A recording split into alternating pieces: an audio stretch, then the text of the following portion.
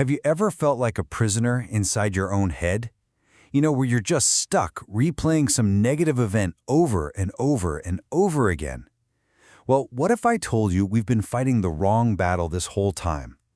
Let's dive into a really transformative idea for finding some mental freedom. So, picture this. There's this office worker, right? He makes one tiny mistake. His phone goes off in a meeting. The fallout? He gets transferred. Now, the event itself, the phone ringing, that was over in seconds. But the mental replay? Oh, that went on and on. That endless loop of, how could I have been so stupid and this is so unfair? That's what caused the real lasting agony. And I think we've all been there in some way. And this story, it really gets to the heart of a huge question. Why? Why do we do this to ourselves? Why do we become prisoners of our own minds, turning a single fleeting moment of pain into this epic, long-running drama? The answer, it turns out, is surprisingly simple, but it changes everything. So let's get into it. Section 1, the thought trap. We're going to uncover the true source of all this mental noise. Okay, here it is. This is the big reveal. The problem isn't the initial thought that just pops into your head. That flash of a painful memory or a worry. The real problem, the source of the suffering, is the thinking. It's the willful, conscious act of grabbing onto that thought, analyzing it, judging it, and replaying it. The initial spark isn't the fire. It's the mental gasoline we pour on it that causes the explosion. All right, section 2. Let's really break this down. Thought versus thinking, because understanding this difference is the whole key. Okay, just look at the contrast here. A thought?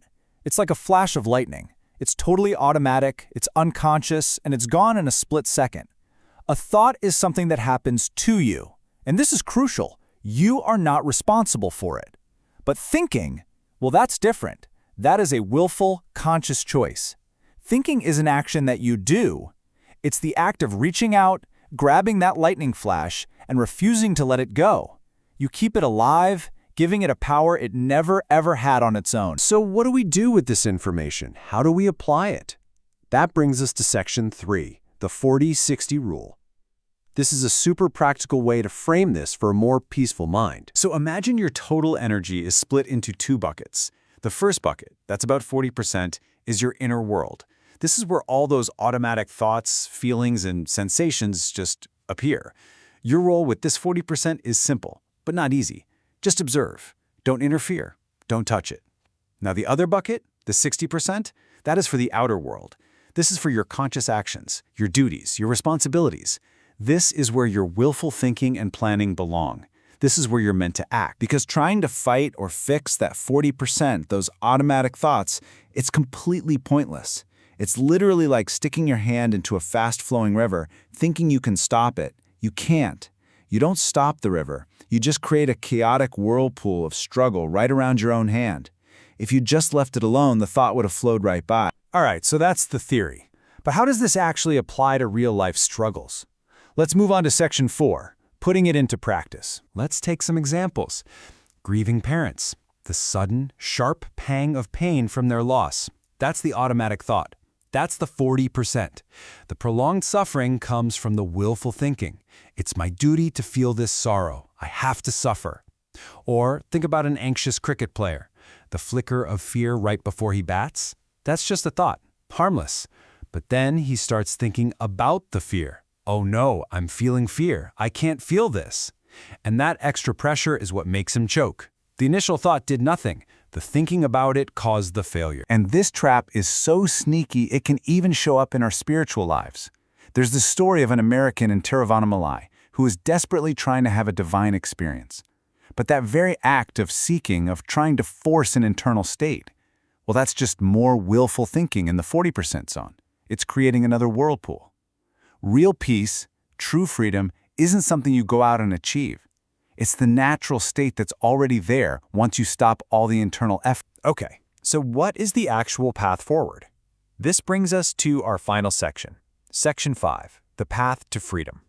This is about what it truly means to declare peace with your own mind. It really boils down to 3 simple steps. First, you just have to recognize the difference in the moment.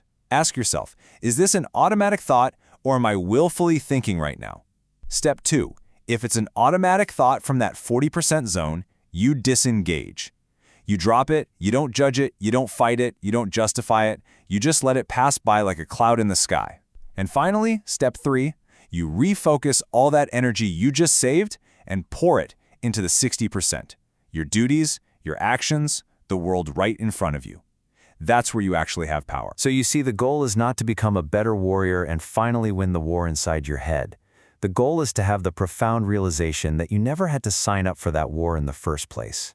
You can just put down your weapons. The fight is optional. So I'll leave you with this question.